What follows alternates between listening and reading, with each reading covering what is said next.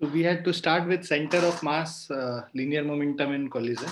तो जो भी हम लोगों ने अभी जो कंजर्वेटिव फोर्सेस और वर्क एनर्जी पावर, तो वर्क एनर्जी पावर और ये चैप्टर, ये दोनों बहुत क्लोजली निट है. बहुत सारे कॉन्सेप्ट एक दूसरे में यूज होगा. जैसे हम लोग वर्क एनर्जी पावर में क्वेश्चंस कर रहे थे, तो वहां पे सेंटर ऑफ मास निकाल के करने में बड़ा इजी हो रहा था. तो इसीलिए कहीं कहीं पे वर्क एनर्जी पावर में इधर सेंटर ऑफ मास का भी यूज होता है. तो let's do this chapter and understand it properly, और उसके बाद फिर आप सारे क्वेश्चन अच्छे से कर पाएंगे. सबसे पहले तो कॉन्सेप्ट क्या है centre of mass. So centre of mass, until now we studied laws of motion and other laws for only translational motion of a body. Strictly speaking, we have applied Newton's law for particles only. Point mass पे हम लोग assume करते थे कि जो भी forces लग रहा है वो point mass के ऊपर लग रहा है. mass का कोई हम लोग shape और size नहीं consider करते थे कोई भी object का. So when a rigid body undergoes a combined motion, all of its particles do not move in identical fashion. Despite the complex motion of particles of body, there exists a single point known as center of mass, which represents translational motion of the body. तो वो जो centre of मास है, हम लोग assume कर सकते हैं कि वो पूरा मास उस सिस्टम का जिस जिस पॉइंट पे कॉन्सेंट्रेटेड है, वो पॉइंट उसका सेंटर ऑफ मास हो जाता है. तो सेंटर ऑफ मास जिस तरह से उसका ट्रांसलेशनल मोशन होगा, that is equivalent to the translational motion of the whole body. So it moves as if all mass of body were concentrated. देखो ये यहाँ पे it moves as if all mass of the body were concentrated there, and if all external forces were acting at that point only. तो whole mass है ना, there exists a single point known as center of mass. ठीक है, center of mass में क्या होगा, all the mass of the body were concentrated at that point, और जितने भी एक्सटर्नल फोर्सेस हैं उसी पॉइंट पे लग रहे हैं, उसी सेंटर ऑफ मास पे लग रहे हैं. तो सेंटर ऑफ मास का डेफिनेशन इसी से आता है, the centre of mass of a system of particle move as though if it were a particle of mass equal to that of the whole system, with all external forces acting directly on it. Center of mass is that point in the body at which the total mass of the body is supposed to be concentrated for description of linear motion of the body. तो जहां पे हम पूरे सारे मास को concentrate करके और ये करें कि भाई सारा मास अब जब कॉन्सेंट्रेटेड होगा इस पॉइंट पे, राइट, तो जो उसका लीनियर मोशन जैसा डिस्क्राइब करेगा वो उसका सेंटर ऑफ मास होता है, जिस पॉइंट को हम लोग रिप्लेस करते हैं उस पूरे ऑब्जेक्ट को. So centre of mass of a system of particle moves as though if it were a particle, है ना, अगर वो पूरा सिस्टम एक पार्टिकल होता है ना, of mass equal to that of the whole system, उस पार्टिकल का मास उतना ही होता है जितना पूरे सिस्टम का होता है, with all the external forces acting directly on it. So the way the way the whole system behaves, है ना, it would be same as that particle would behave when all the external forces are acting on that system. Okay. Now Newton's second law for system of particles. So consider a system consisting of two particles of masses m1 and m2. So we have a system which has two particles. One is m1 and the other is m2. So consider a system consisting of two particles of masses m1 and m2. Let they are acted by external forces. इस पे जो force एक लग रहा है F1 external इधर लग रहा है और F2 एक्सटर्नल फोर्स इधर लग रहा है. So they are acted upon by two external forces, F1 external and F2 external, respectively, in addition to internal forces F12 and F21. तो इनके बीच में दो इंटरनल फोर्सेस लग रहा है. One is F21, so force on second body due to first body, and F12, that is force on first body due to second body. So these are internal forces F12 and F21, and these are external forces F1 external and F2 external. Let at any instant their position be R at R1 and R2. So जो m1 का position है, position vector, that is r1, m2 का position vector, let us suppose it is r2.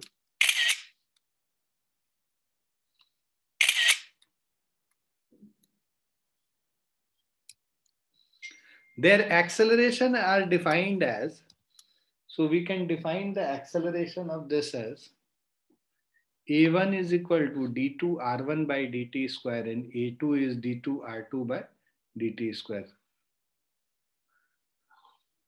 Okay. Now, according to Newton's second law of motion, we have, so all the forces which are acting on this first object, this is F12 and F1 external. So sum of all the forces acting on first object is equal to mass of the first object into acceleration of this. And similarly, all the forces acting on this second object will be equal to mass of the second object into acceleration of the second object. Adding equation 1 and 2, so if you add these two equations, okay, so if we add this first and second equation, we get F12 plus F21 plus of F1 external plus F2 external is M1A1 plus M2A2. हम लोगों ने इन दोनों equation को add कर दिया. Newton's third law of motion क्या बोलता है कि every action has an equal and opposite reaction. So F12 और F21, this will cancel each other. F12 is equal to minus F21. So sum of these two is 0. तो ये दोनों का तो वैल्यू ये 0 हो जाएगा.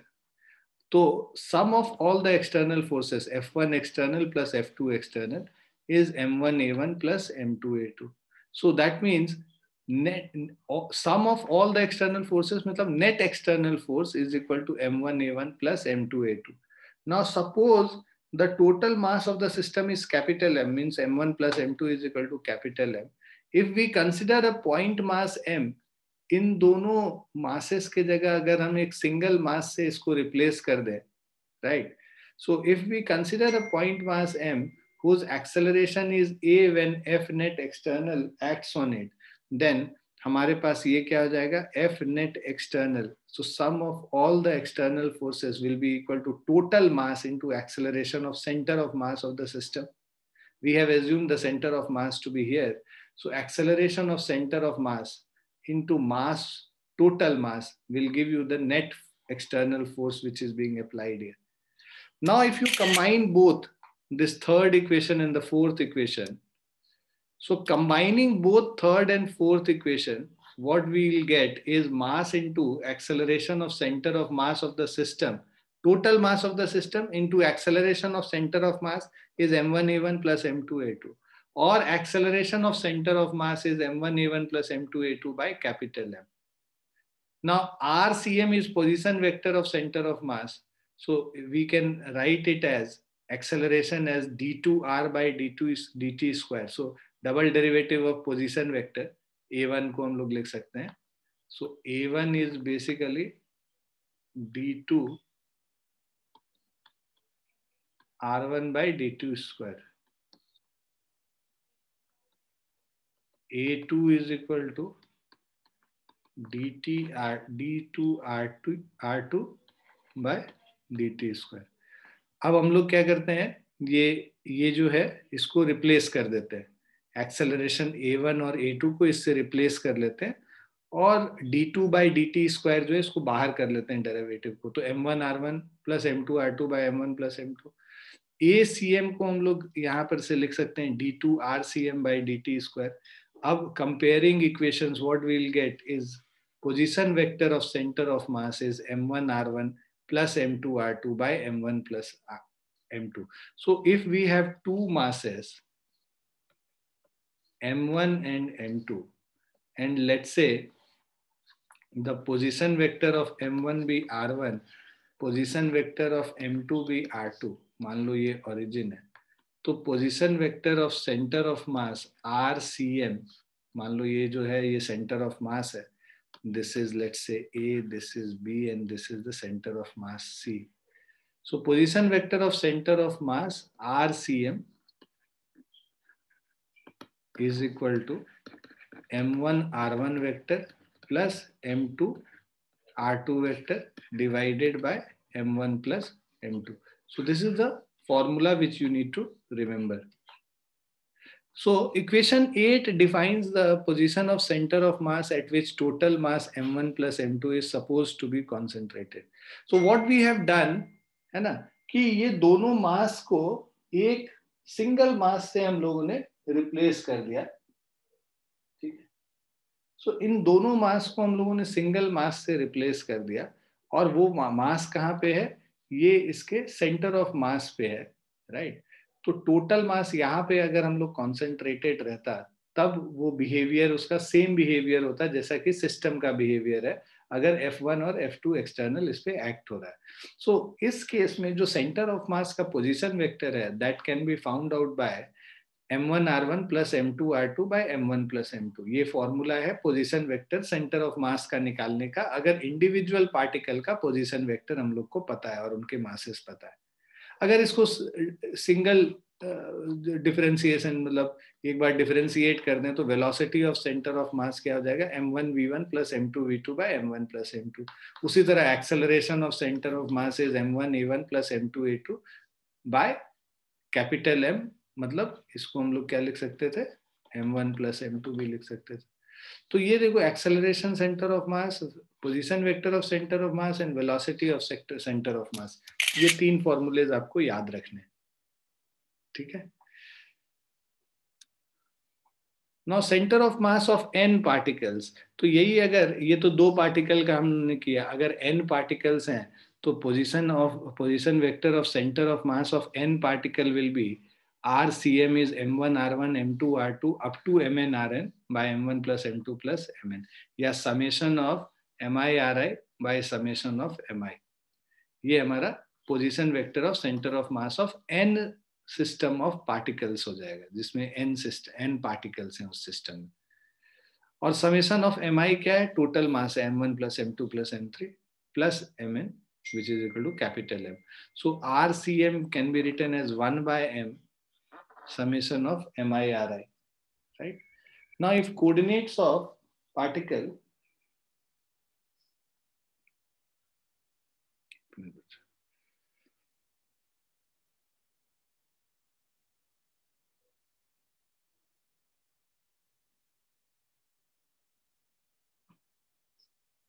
Now coordinates of the particle, अगर हम लोग को ये तो पोजीशन वेक्टर के टर्म्स में, अगर हमें इनका कोऑर्डिनेट पता है x1 y1 z1, दूसरे का x2 y2 z2, तीसरे का x3 y3 z3 और nth पार्टिकल का xn yn zn, और मान लो ये n पार्टिकल्स मिला के ये पूरा एक रिजिड बॉडी बन रहा है.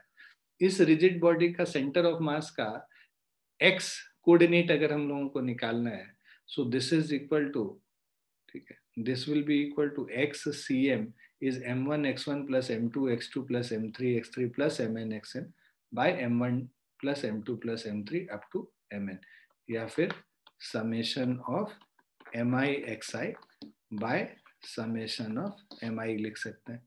उसी तरह इसको summation of mi yi by summation of mi लिख सकते हैं. इसको हम लोग summation of mi zi by summation of mi लिख सकते हैं. So x coordinate of center of mass, y coordinate of center of mass and z coordinate of center of mass.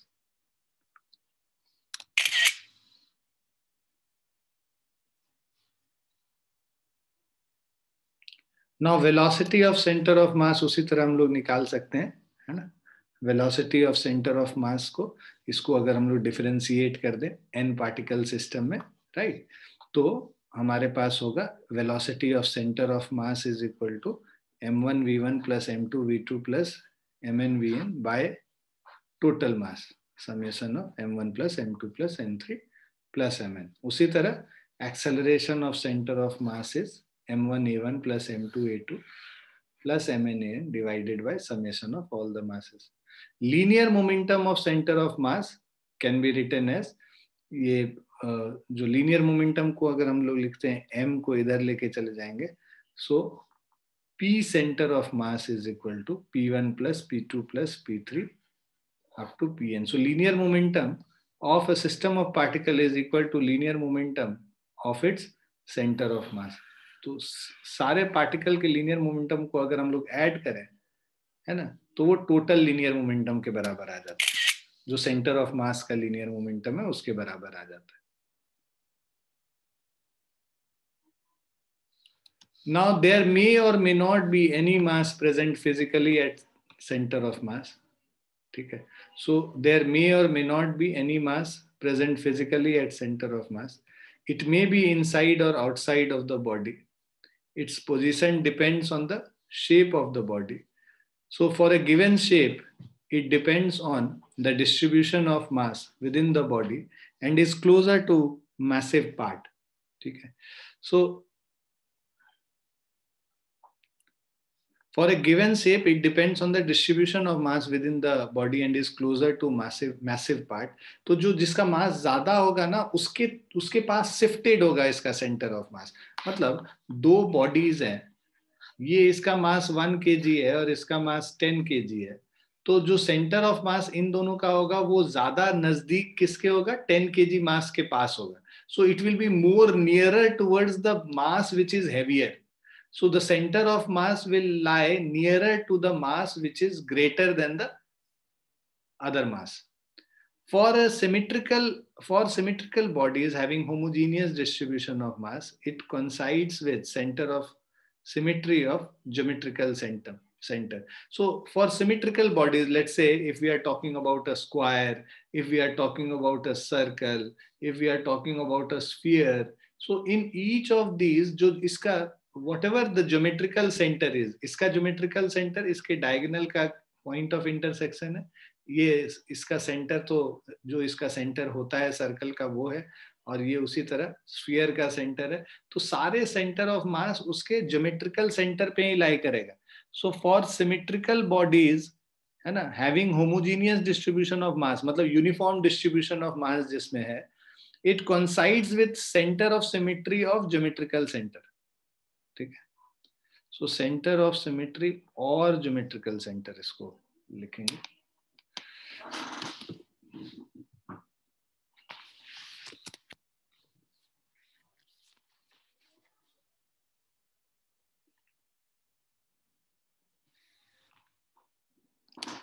Now, if we know the center of mass of part of the system and their masses, we can get the combined center of mass by treating the parts as point particles placed at their respective center of masses. Now, it is independent of the coordinate system. Example, the center of mass of a ring is at its center, whatever be the coordinate system, and the sum of moment of masses of a system about its center of mass is always 0.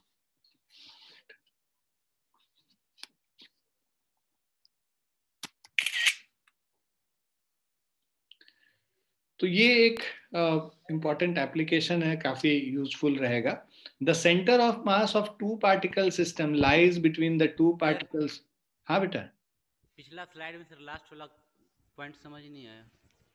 The sum of moments of, ये हम लोग rotation जब करेंगे ना तब समझ में आएगा. Moment of masses of system about its centre of mass is always 0.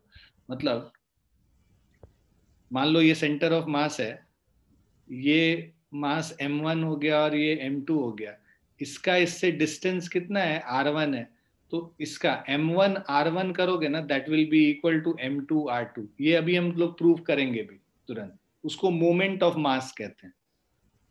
m1 into r1 is equal to m2 into r2. इसको मोमेंट ऑफ मास कहेंगे, है ना. फोर्स अगर तुम देखोगे, इस पे वेट क्या लगेगा, m1g, और इस पे वेट क्या लगेगा, m2g. तो m1g इसको इधर घुमाना चाहेगा, m2g इसको इधर घुमाना चाहेगा. टॉर्क जो लगेगा ना इसमें, ये बेसिकली रोटेशन का कॉन्सेप्ट है ना. तो रोटेशन जब करेंगे तो ज्यादा अच्छे से समझ में आएगा. इस सेंटर ऑफ मास के अबाउट इसका जो टॉर्क होगा वो क्या होगा, m1g इंटू r1. और इसके अबाउट ये इसको किधर घुमाना चाहेगा, एंटी क्लॉकवाइज डायरेक्शन में, और ये इसको क्लॉकवाइज डायरेक्शन में. मतलब m2g इंटू r2, g और g कैंसिल हो गया, तो इससे क्या हो गया, m1 r1 is equal to m2 r2. इसको कहते हैं moment of mass of a system about its centre of mass is always 0, है ना. इसको इधर लेके चले जाओगे तो ये क्या हो जाएगा, m1 r1 minus m2 r2 is equal to 0. तो पूरे सिस्टम का जो मोमेंट है मास का सेंटर ऑफ मास के अबाउट 0 हो गया. इसका मतलब ये हो. yes. ठीक है. तो ये अभी हम लोग जब वो करेंगे ना रोटेशन, उसमें ज्यादा क्लैरिटी आएगी, इसीलिए हम उसको स्किप कर दिए थे, नहीं ज्यादा समझाए थे।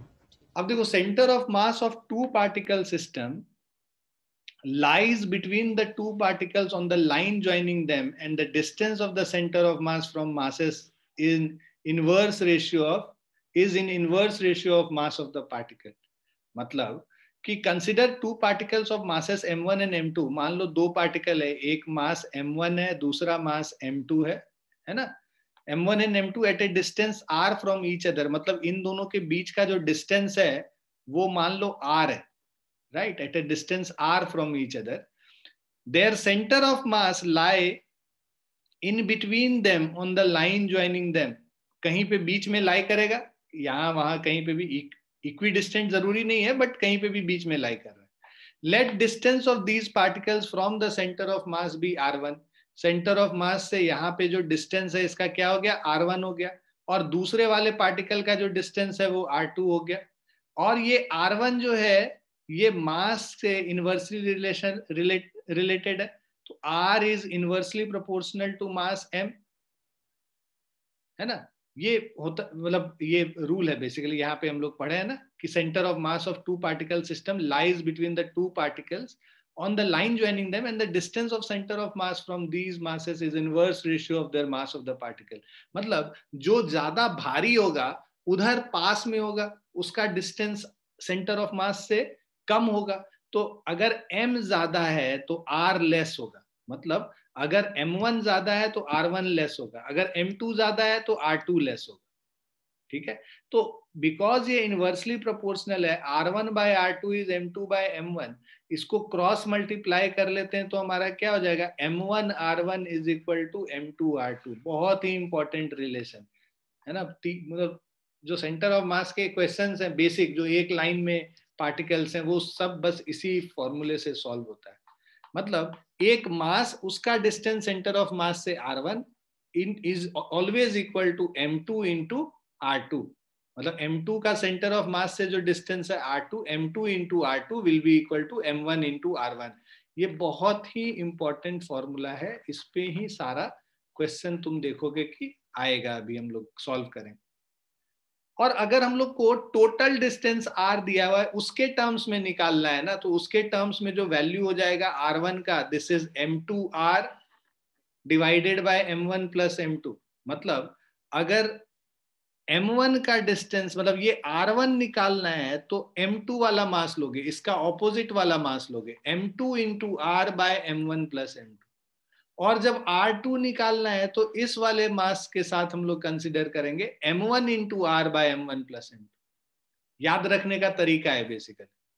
तो अगर टोटल लेंथ दिया हुआ है, देखो इसको भी इसी से ये डिराइव होता है बेसिकली, ये वाला जो फॉर्मूला है ये इसी से डिराइव होगा. कैसे, अगर देखना चाहो तो हम लोग कर सकते हैं कि अगर मान लो हम लोग को r1 का वैल्यू निकालना है, m1 r1 is equal to m2 into r2 को क्या लिख सकते हैं, r माइनस r1 लिख सकते हैं.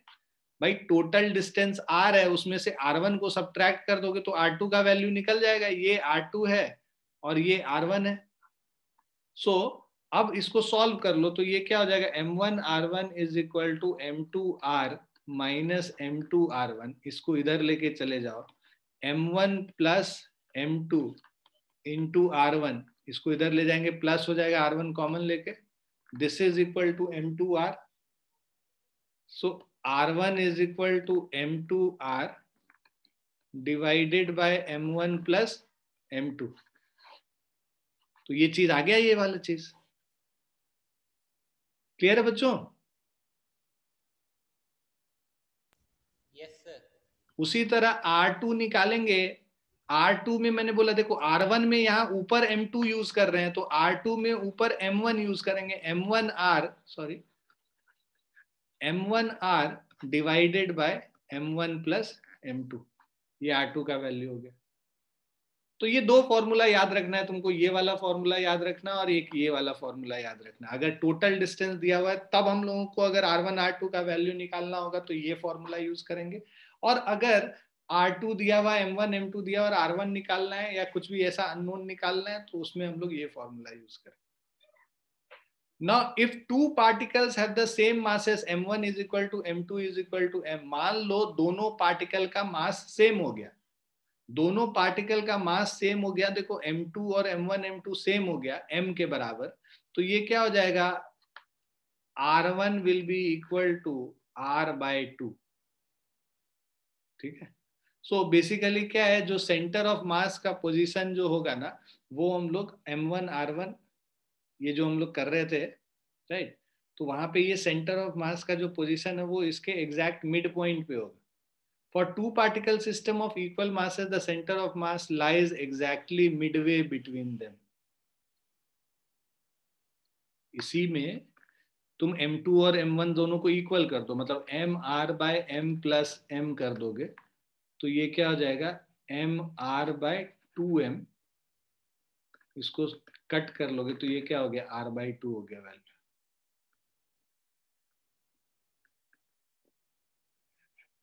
ठीक है।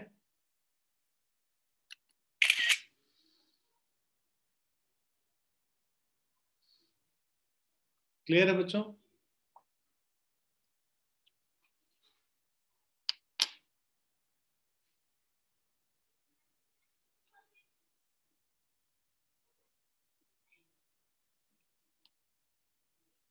और अगर m1 m2 बराबर नहीं है, जैसे यहां लिखा हो centre of mass is nearer to the particle of larger mass, जो ज्यादा भारी ऑब्जेक्ट होगा सेंटर ऑफ मास उसके तरफ शिफ्टेड होगा, ठीक है। चलो अब बेसिक क्वेश्चंस करते हैं इस पे बेस्ड। पहला क्वेश्चन कह रहा है two bodies of masses 1 kg and 2 kg, तो दो बॉडी है, मास इसका 1 kg है और इसका मास 2 kg है, तो m1 is equal to 1 kg, m2 is equal to 2 kg are located at, इसका कोऑर्डिनेट हो गया 1,2 और इसका कोऑर्डिनेट हो गया -1,3। Calculate the coordinate of centre of mass, तो मान लो ये सेंटर ऑफ मास का कोऑर्डिनेट निकालना है, इसका coordinate let's say x, y है, तो x centre of mass is equal to m1 x1 plus m2 x2 divided by m1 plus m2। ये फॉर्मूला था हमारा, याद है ना फॉर्मूला, ये था ना जिसमें mn xn तक जा रहा था, m1 प्लस m2 mn तक जो हम लोग कर रहे थे, ये याद है फॉर्मूला जो हम लोग शुरू में किए? Yes sir.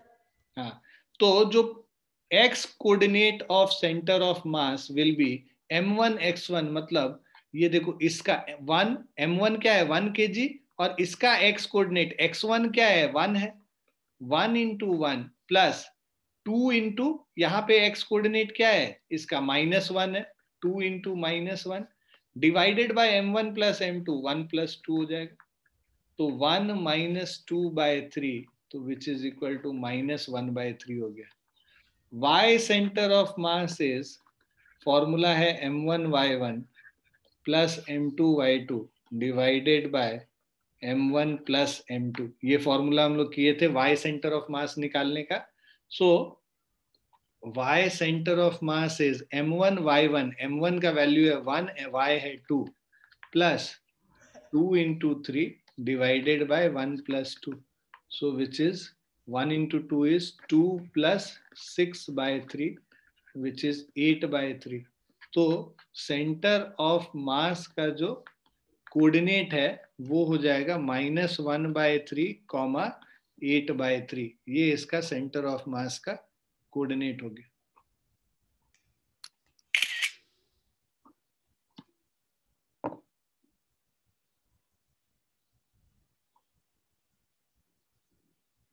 क्लियर बच्चों? Yes sir.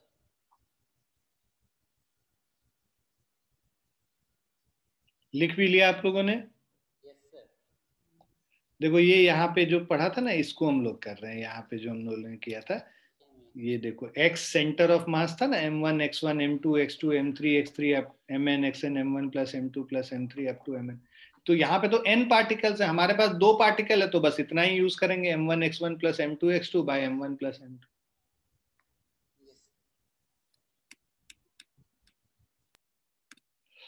Next question, two particles of masses 1 kg and 2 kg are located at x is equal to 0 and x is equal to 3. Find the position of their center of mass. बताओ जल्दी position of center of mass का position.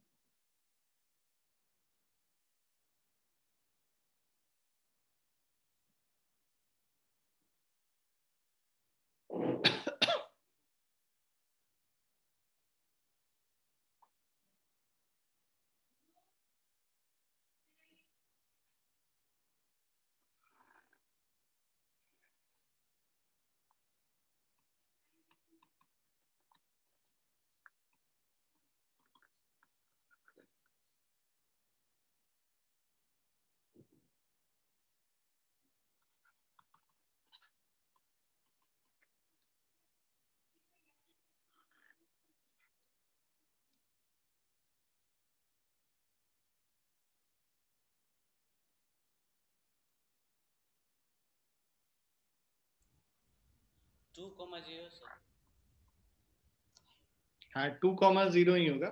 वैसे तो इसको ऐसे भी कर सकते थे, y कोऑर्डिनेट तो दिया ही नहीं हुआ था, तो हम लोग ऐसे कर सकते हैं कि मान लो यहां से हम लोग मान लेते हैं इसका डिस्टेंस r1 है और इसका डिस्टेंस r2 है, राइट. तो मतलब r1 कितना हो गया, मान लो इसको x मान लोगे तो r2 क्या हो गया, 3 माइनस एक्स हो गया, है ना. एक तो सिंपल हम लोग ऐसे कर सकते थे, m1 x1 plus m2 x2 by m1 plus m2. ये हमारा x सेंटर ऑफ मास है जो कि तुम लोग यूज किए हो गए अभी.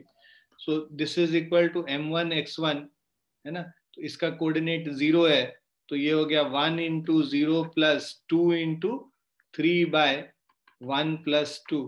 तो ये हो गया 6 बाय 3 विच इज 2. तो x सेंटर ऑफ मास 2 हो गया, मतलब x इज इक्वल टू 2 हो गया इसका आंसर. डायरेक्टली एक तो ये हम लोग कर सकते थे. अदरवाइज दूसरा तरीका ये है कि ये अगर 3 कर लिया, ये इसको अगर हम लोग डिस्टेंस x मान लेते हैं तो ये 3 माइनस एक्स होगा.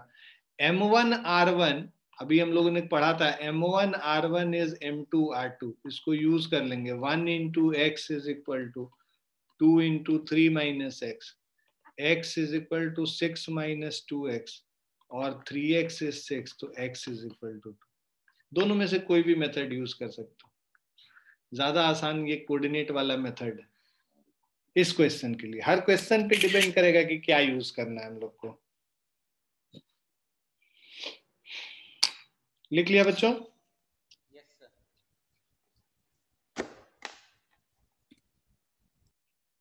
थर्ड वाले पे चलते हैं. ये कह रहा है 2 objects of mass 1.5 gram and 2.5 gram are at a distance of 16 centimeter apart. मतलब m1 is equal to 1.5 gram, m2 is 2.5 gram and they are 16 centimeter apart. The center of mass is at a distance x from the object of mass 1.5 gram. देखो जिधर ज्यादा wait होगा उधर centre of मास थोड़ा उसके तरफ होगा. तो मान लो सेंटर ऑफ मास यहाँ पे है, तो इसका जो डिस्टेंस है 1.5 ग्राम से ये x दे रखा है, तो ये जो डिस्टेंस होगा बचा हुआ ये क्या हो जाएगा, 16 माइनस एक्स हो जाएगा. Find the value of x. तो अभी तुरंत मैंने तुम्हें बताया था कि m1 r1 is equal to m2 r2 होता है. So that means 1.5 gram into x is equal to 2.5 gram into R2, मतलब 16 माइनस एक्स.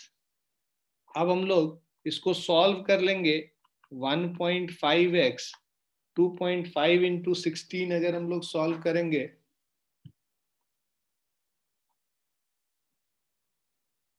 फोर्टी होता है मेरे ख्याल से. 2.5 इंटू 16 40. तो 40 माइनस 2.5x हो गया. इसको इधर लेके जाओगे 2.5 plus 1.5 4x is equal to 40 हो गया. तो x का वैल्यू क्या हो गया, 10 सेंटीमीटर. तो जो डिस्टेंस है वहां से कितना हो जाएगा, 10 सेंटीमीटर हो जाएगा. क्लियर है बच्चों?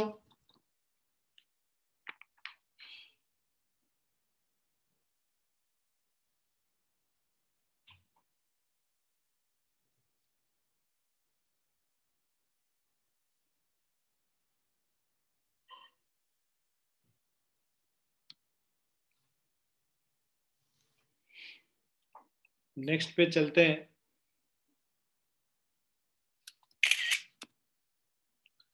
अब देखो इन क्वेश्चंस में क्या है, यहाँ पे मासेस दे रखे हैं और वेक्टर फॉर्म में r1 r2 r3 ऐसे दे रखा है। Position vector of 3 particles of masses is m1, masses 1 kg, 2 kg and 3 kg is r1 r2 and r3. Find the position vector of their center of mass.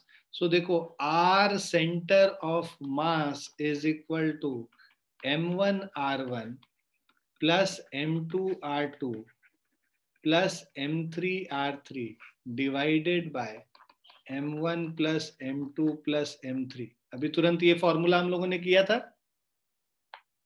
सो अब हम लोग को r centre of मास निकालना है। m1 r1 1 into r1 vector क्या दे रखा है, i plus 4j plus k plus m2 क्या है 2 kg है और r2 मेरा क्या है i plus j plus k हो गया प्लस m3 हमारा क्या है 3 kg है।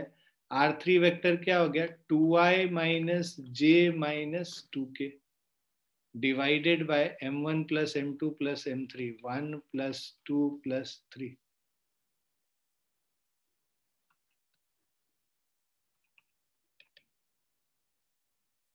So this is I plus 4j plus k. So this is I plus 4j plus k, 2i plus 2j plus 2k, 6i minus 3j minus 6k divided by 6। So R centre of mass, इन सबको अब add कर लेते हैं। I plus 2i plus 6i 4j plus 2j minus 3j k plus 2k minus 6k divided by 6। So R center of mass is equal to 9i 3j minus 3k divided by 6। 3 common ले लेते हैं इसमें, 3i plus j minus k divided by 6। So this is 3 by 2i 1 by 2j minus 1 by 2k।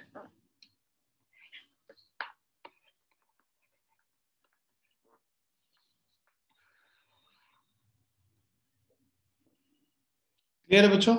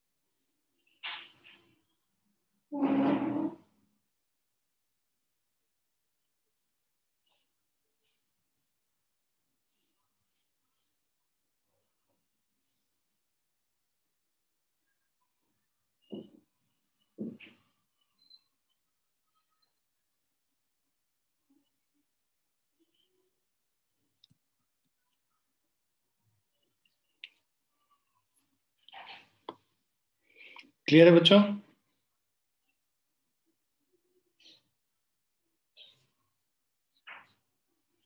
चलो next पे चलते हैं। अब ये जो क्वेश्चन है, इस तरह के क्वेश्चन अब एग्जाम्स में काफी आते हैं।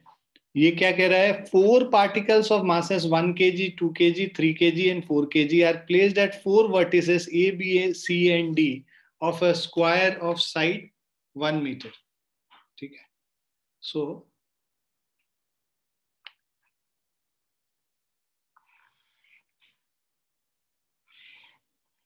ये हमारे पास मान लो कोऑर्डिनेट सिस्टम है और ये एक स्क्वायर है। ठीक है। 4 particles of masses 1 kg, 2 kg, 3 kg and 4 kg। मान लीजिए यहाँ पे एक पार्टिकल है जिसका मास 1 kg है, m1। ये पॉइंट ए हो गया। ठीक है। ये पॉइंट बी है, ये पॉइंट सी है और ये पॉइंट डी है। ठीक है। ये m1 1 kg हो गया। यहाँ पे b पे m2 है, दिस इज 2 kg। c पे m3 है विच इज 3 kg और d पे m4 है विच इज 4 kg।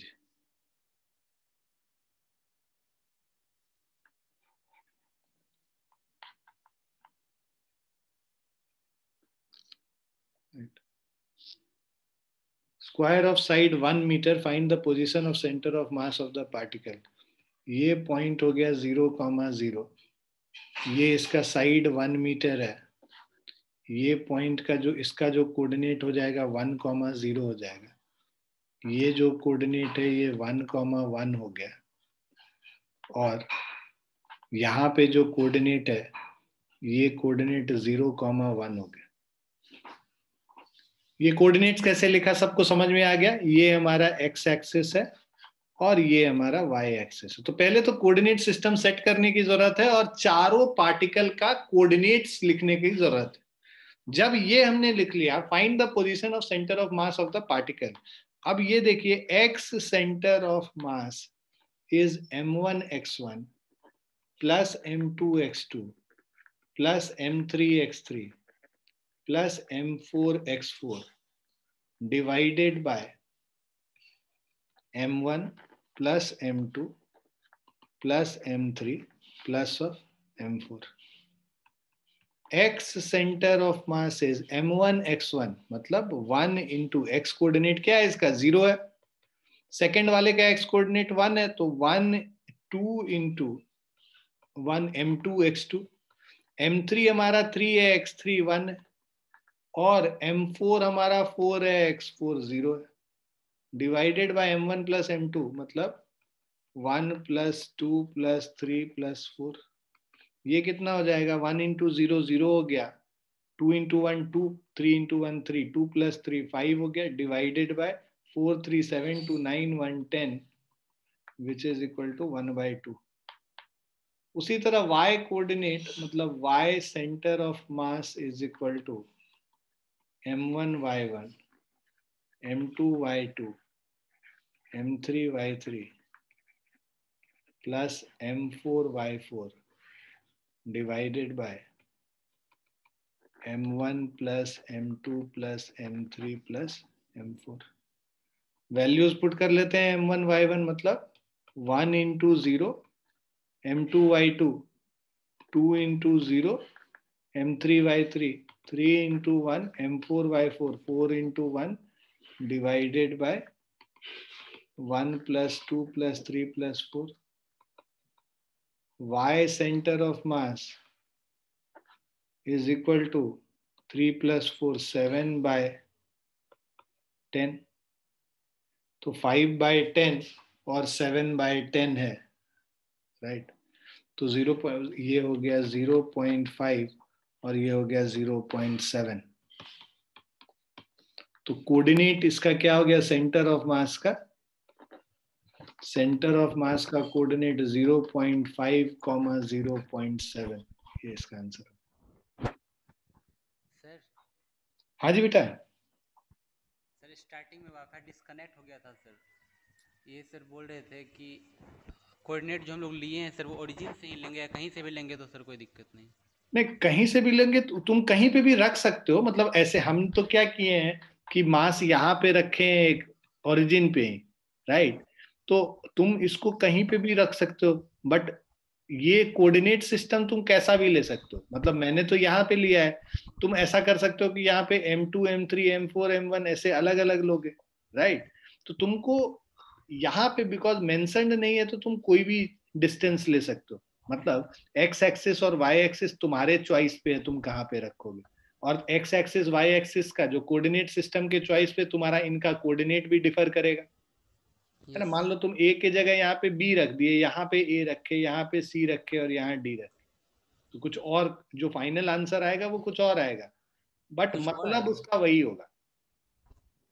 सर हम मीनिंग ये पूछना चाह रहे थे सर, यहाँ पे तो ये मेंशन नहीं ना है कि सर एक ओरिजिन पे रखा हुआ है उसके बाद ये। हाँ हाँ, लेकिन हम लोग ने जानबूझ के रखा जिससे थोड़ा सा इजी हो जाए हम लोग को सॉल्व सर आंसर तो सेम आएगा नहीं यदि कुछ भी हम लोग वहाँ पे कोऑर्डिनेट मेंशन करें तो। नहीं, कोऑर्डिनेट पे वेरी करेगा तुम्हारा आंसर, वही मैं कहना चाह रहा हूँ। तुमको ये तो एक जेनेरिक क्वेश्चन है, तुमको सिखाने के लिए है। अगर एग्जाम में यही क्वेश्चन आएगा तो तुमको या तो ये फिगर बना हुआ होगा या फिर ये मेंशन्ड होगा कि वन ऑफ द पार्टिकल, मतलब this is placed at origin या it is not placed at origin, ऐसे मतलब वो स्पेसिफिकली मेंशन्ड होगा। यहाँ पे कोऑर्डिनेट के हिसाब से चेंज करेगा जो आंसर होगा। Okay sir. ठीक है, तो एग्जाम के जो क्वेश्चंस होंगे उसमें स्पेसिफाई किया हुआ रहेगा। ये तो एक कॉन्सेप्ट सिखाने के लिए किया गया है, इसीलिए इसमें एक जेनेरिक चीज है। ठीक है।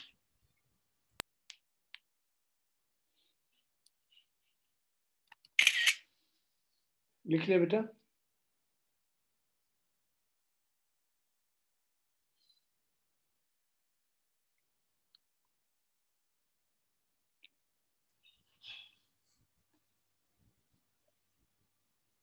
नेक्स्ट क्वेश्चन पे चलते हैं।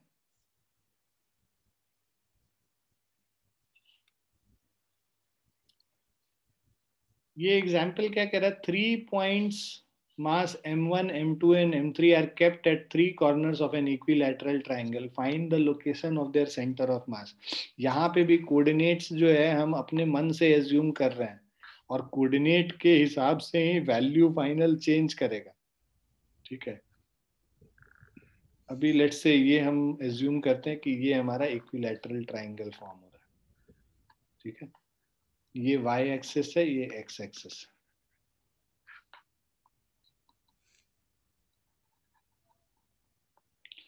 3 पॉइंट चार्जेस M1, यहाँ पे M1 is equal to 2 kg हमने रख लिया, यहाँ पे M2 is equal to 4 kg रख लिया और यहाँ पे M3 is equal to 6 kg रख लिया।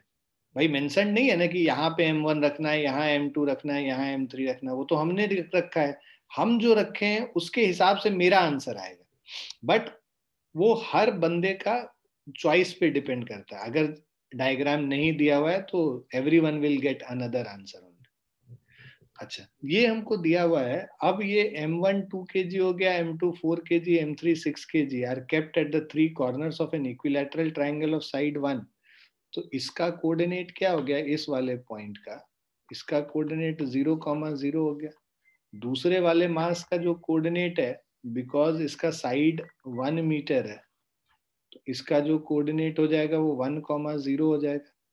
अब इसका y कोऑर्डिनेट हम लोग को निकालना और x कोऑर्डिनेट, बिकॉज ये इक्विलैटरल ट्राइंगल है तो हमें पता है कि मीडियन ही परपेंडिकुलर बाइसेक्टर और एल्टीट्यूड भी होता है।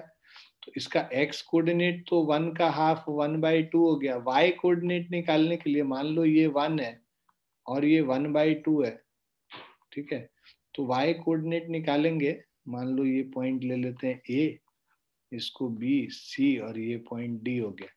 तो AD is equal to root under AB², Pythagoras theorem लगा रहे हैं, माइनस ऑफ BD² ना, ये पॉइंट D है हमारा। सो AB² मतलब 1² माइनस 1/2 का होल स्क्वायर, तो 1 माइनस 1/4 3/4 हो गया। तो ये आ गया इसका √3/2 आ गया AD का वैल्यू। AD का वैल्यू √3/2 आ गया, तो इसका y कोऑर्डिनेट √3/2 हो गया। अब हमें सबका कोऑर्डिनेट पता है, location of their centre of mass. x centre of mass, formula m1x1 plus m2x2 plus m3x3 divided by m1 plus m2 plus m3. So x center of mass is m1x1 मतलब 2 into 0, m2x2 मतलब 4 into 1, m3x3 6 into 1/2 divided by 2 plus 4 plus 6, m1 plus m2 plus m3. So this is 0 plus 4 plus 3, 6 into 1/2 3 हो जाएगा, divided by 6 plus 4 10 plus 2 12, 7/12 हो गया। उसी तरह y center of mass is m1 y1 m2 y2 m3 y3 divided by m1 plus m2 plus m3, which is equal to m1 y1 का मतलब जो इसका 2 kg है 2 into 0 हो जाएगा plus 4 into 0 plus m3 is 6 into √3/2 divided by 2 plus 4 plus 6,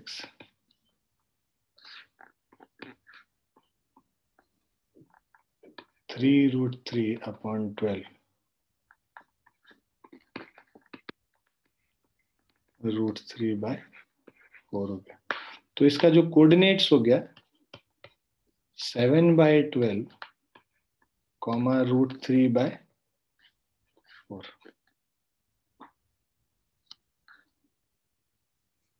clear है बच्चों? Yes sir.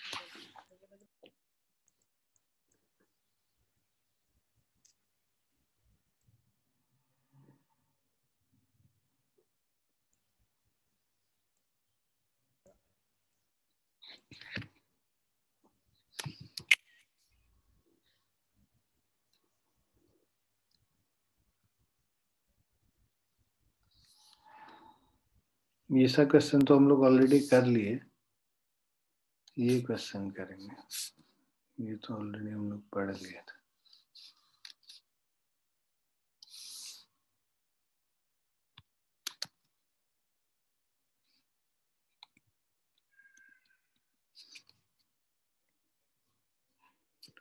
इसका आंसर सॉल्व करके बताइए।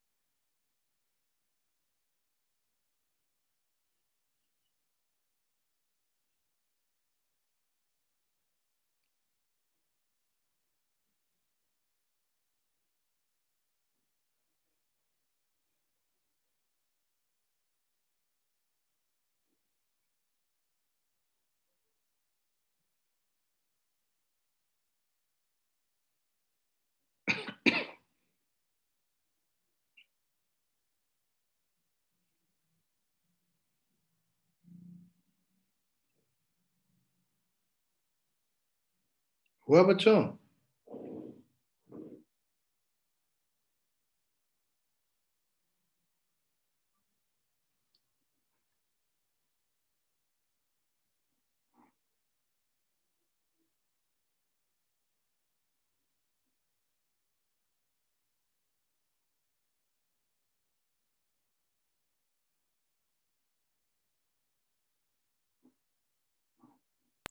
Four by three comma one sir. हाँ सही है, 4/3, 1। देखो क्या था, 2 पार्टिकल of masses 4 kg and 2 kg are located as shown. ये 5 मीटर है, इसका पोजीशन देखो। अब इसका जो एक्स कोऑर्डिनेट होगा ये हो जाएगा 5 cos 37, ठीक है। और वाई कोऑर्डिनेट हो जाएगा 5 sin 37, इसका जो कोऑर्डिनेट होगा 2 kg वाले का। और 1 kg वाले का तो 0,0 है। 5 cos 37 का मतलब हो गया 5 × 4/5, कॉमा 5 × 3/5। ये कैंसिल कर लो तो दिस इज इक्वल टू 4,3 हो गया इसका कोऑर्डिनेट, 4,3। अब हम लोग को एक्स सेंटर ऑफ मास निकालना है पहले, तो ये m1x1 plus m2x2 divided by m1 plus m2 कर लेंगे। तो m1x1 is 4 × 0, m2x2 is 2 × 4 divided by m1 plus m2, 4 plus 2. So this is 6/6, 1 हो गया। Y center of mass is 8/6 होगा सर ये। हाँ 8/6, सॉरी 6। तो 8/6 हमारा 4/3 हो जाएगा। m1y1 plus m2y2 divided by m1 plus m2, ठीक है, is equal to 4 × 0 plus 2 × 3/4 plus 2, 6/6, 1 हो गया। तो 4/3, 1 ये हमारा सेंटर ऑफ मास का पोजीशन हो गया, ठीक है। चलिए आज हम लोग यहीं पे रुकेंगे और इसके आगे हम लोग नेक्स्ट क्लास में करेंगे, ठीक है।